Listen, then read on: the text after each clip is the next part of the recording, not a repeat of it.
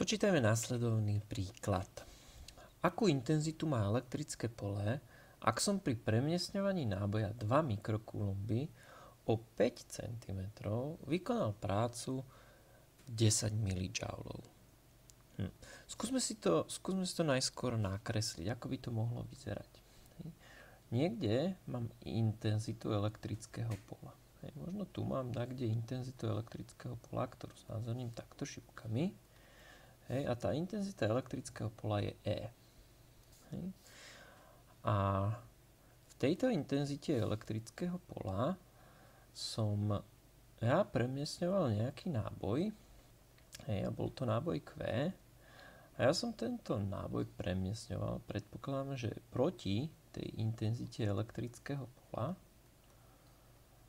niekde sem, a keď som ten náboj premiestnil o 5 cm, čiže to bola nejaká vzdialenosť R, a keď som ten náboj premiestnil, tak viem, že som vykonal určite nejakú prácu V. A tá práca V, vieme aká bola teda 10 mJ. A nás sa pýtajú, že pokiaľ som ja premiestnil náboj Q z tohto bodu do tohto bodu o 5 cm, aká je intenzita toho elektrického pola, ktoré sa tam nachádza.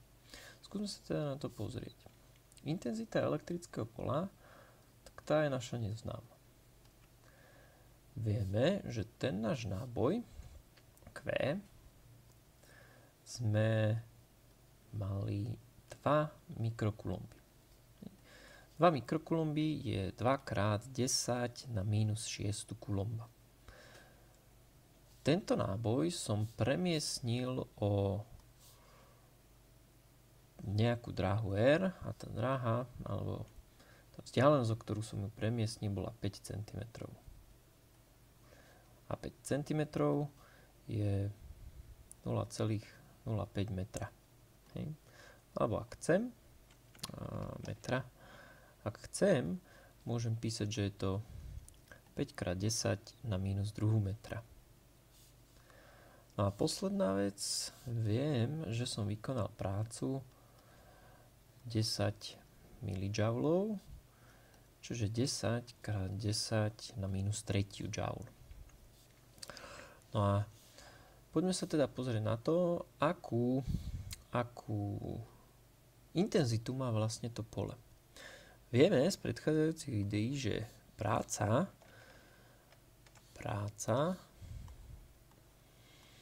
takže akúkoľvek prácu spočítame ako súčin sily krát dráhy. Že? V našom prípade ale tá sila je elektrická a tá dráha, tak tu sme označovali obyčajným písmenkom R. No a keďže vieme, že elektrickú silu vieme spočítať ako súčin intenzity elektrického pola a náboja, tak môžeme písať pre elektrickú silu, že je to E krát Q a teraz krát tá dráha. A toto sa rovná tej našej práci. To, čo teda nepoznáme v našom prípade, je práve ale tá intenzita. Takže tú intenzitu by som mal z tejto rovnice celej osamostatniť. Takže to, čo by som mal spraviť, je, že celú rovnicu by som mal podeliť tým, čo tu vlastne nechcem, tým, čo mi tu zavadzá, a to je Q krát R. Takže v zátvorke to celé podelím Q krát R. Čo dostanem pre intenzitu? Pre intenzitu následne môžem písať, že to bude teraz tá práca podelená tým Q krát R. Takže do tohto vzorčeka teraz ja musím dosadiť. No a dosadím tam tie moje známe hodnoty. Takže pre intenzitu následne môžeme písať, že je to podiel práce a tá práca je 10x10 na minus 3. Teraz náboj 2x10 na minus 6 vynásobený s tou dráhou a to je 5x10 na minus 2.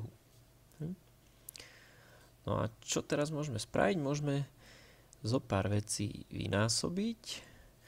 A to, čo môžeme v skutočnosti vynásobiť, je napríklad 2 krát 5, dostaneme 10 a potom by som tam mal mať 10 deleno 10. Tak skúsme najskôr dať teraz celý tento tu čitateľ na jeden spoločný základ.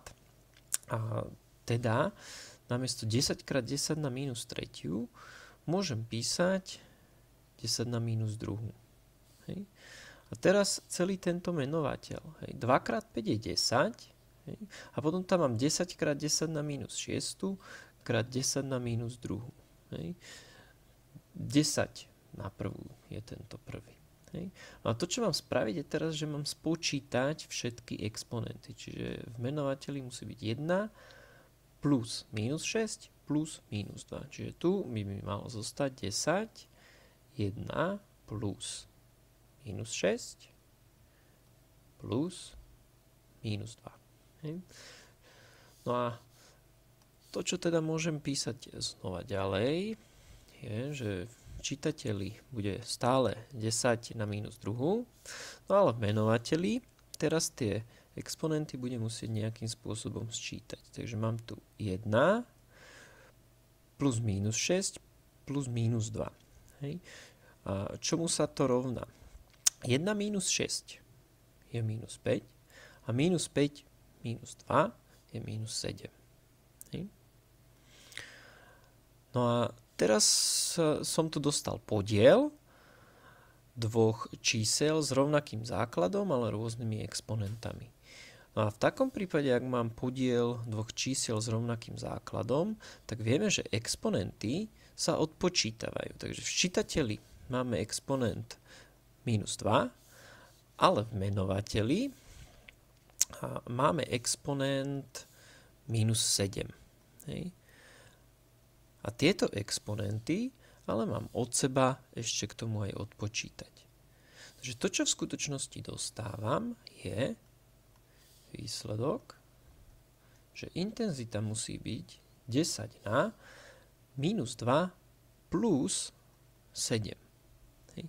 Minus 2 plus 7 bude 10 na 5. Hej. Čiže intenzita bude 10 na 5.